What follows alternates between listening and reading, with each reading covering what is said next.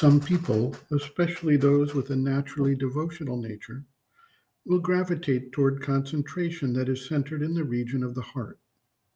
Others, who have a more intellectual turn, will find it easier in most instances to experience the concentration in the mental center. This approach actually can itself take several different forms.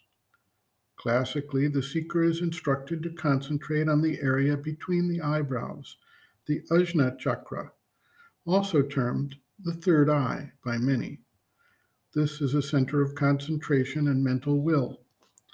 It is also possible, however, to shift the concentration upwards to the top of the head region, at the point where the mental consciousness reaches its higher levels, and through which higher forces sometimes descend into the mind.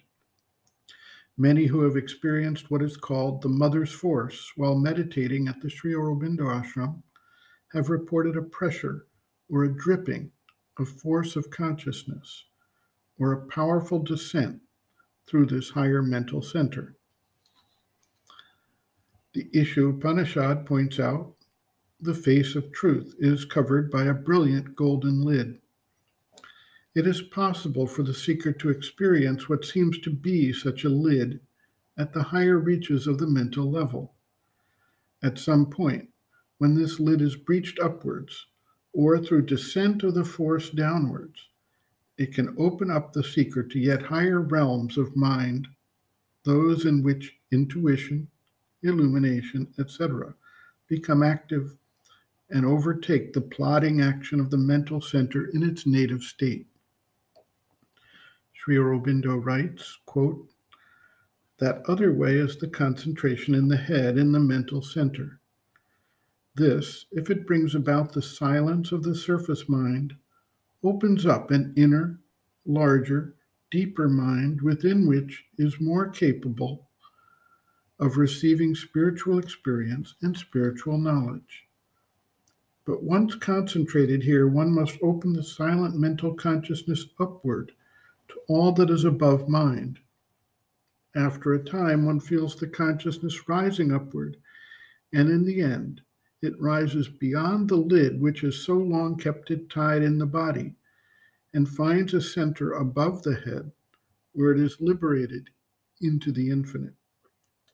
There it begins to come into contact with the universal self, the divine peace, light, power, knowledge, bliss, to enter into that and become that, to feel the descent of these things into the nature, to concentrate in the head with the aspiration for quietude in the mind and the realization of the self and divine above, is the second way of concentration.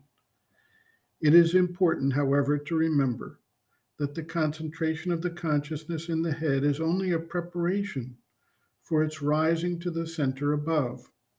Otherwise, one may get shut up in one's own mind and its experiences, or at best attain only to a reflection of the truth above, instead of rising into the spiritual transcendence to live there. For some, the mental concentration is easier. For some, the concentration in the heart center. Some are capable of doing both alternately. But to begin with the heart center, if one can do it, is the more desirable." End quote.